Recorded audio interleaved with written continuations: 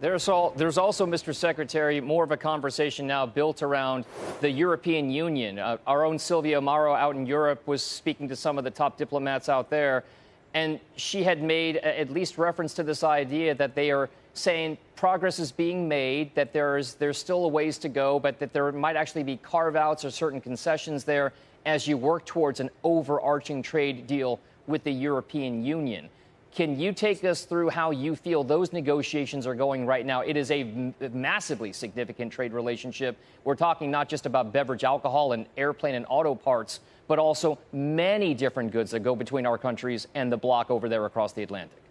So Europe is our biggest trading partner, and we have a $235 billion trade deficit, meaning they sell us more than we sell them. And that's because they block us on cars and they block us, they don't pay for pharmaceuticals, all those topics we need to settle. And it wasn't going anywhere for a while. The president then put out a truth that said, look, if you're not going anywhere, you can pay us 50%.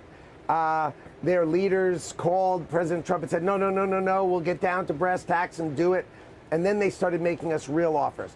The European Union, to their credit, has now made significant real offers, meaning we're going to take down our barriers. We're going to open our markets to American farmers, ranchers, fishermen, really open their markets and let Americans finally, American entrepreneurial spirit, finally get to sell to Europe. The president's got those deals on his desk, and he's thinking about how he wants to play them. And this is very tricky because they have a huge trade deficit, so they've got to pay. But they're really going to bat, trying to say, look, we want to open our markets to you. We want to create a more balanced and fair relationship. Please, Mr. President, think about it. And that's what's on his desk right now. And that's really, really tricky, but he's thinking about it. Lastly, we've had a couple of people point out, as we put these tariff levels back on, should the markets be reacting the way they were on April 2nd? And maybe there will be a delayed reaction, or maybe it's, you know what I'm saying? Can you kind of wear a little bit of both of your hats here, both as a market maker and also as somebody working on optimal policy, theoretically? Do you expect any more weakness as we churn through the effect of what these higher tariffs now will be? And it's odd that we had a huge panic, a couple months ago, and now we seem to be taking this in stride. Well, I think the market should be taking it in stride because, remember, there was all that fear that if you set tariffs, there'll be inflation, which there obviously is not inflation. There'd be this would happen, and obviously none of those things happen.